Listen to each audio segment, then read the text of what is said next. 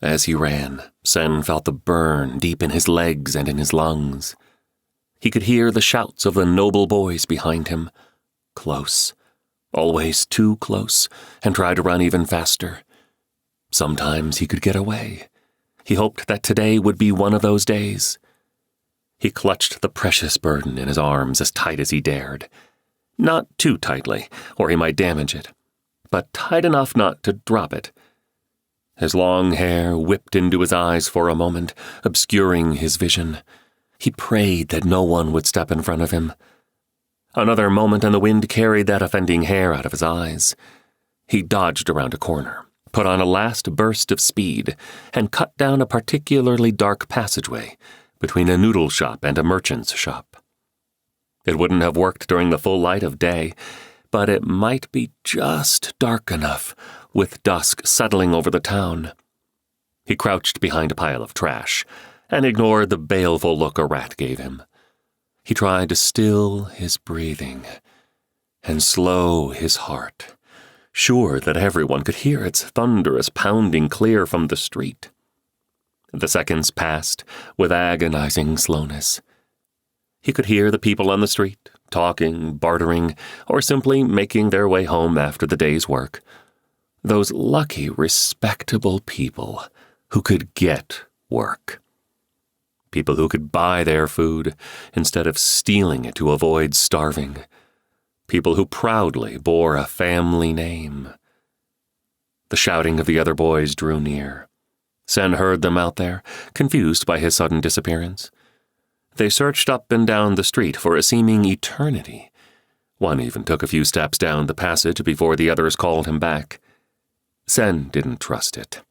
Didn't trust them. They'd tricked him before, tricked him, and then beat him senseless for offending his betters. Offending my betters, he thought with a burst of rage.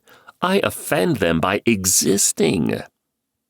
So he remained crouched in that dark passage, fending off the ever more aggressive rats that could smell what he had clutched in his hand.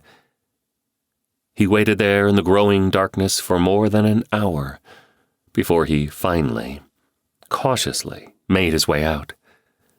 He peeked around the corner, searching the street for his tormentors, but they had apparently given up on him. He couldn't pretend that he didn't take some slim satisfaction in foiling their instruction of their inferior, although it meant that he would need to remain even more vigilant in the days to come. Those vicious, noble bastards had a long memory for perceived slights. He might not get away next time. This time, though, he had gotten away.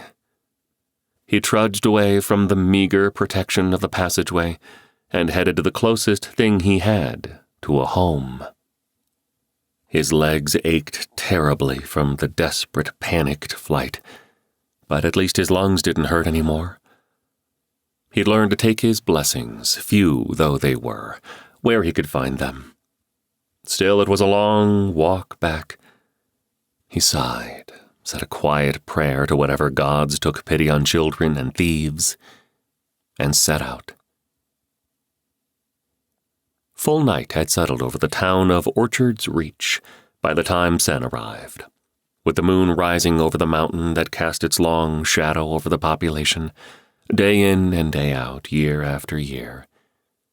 Sen wasn't given to deep thoughts, usually reserving his mental energy for survival, but he paused briefly. The moon was full and hung there, like a great luminous fruit that had blossomed from the rocky soil of the mountain. Something twinged in him, then, as he gazed at that vast, distant orb that some thought was a goddess. He yearned for a fleeting sliver of time, to hang there in the sky as the moon did, to cast a light over all, a lesser light than the sun, but perhaps a kinder one as well.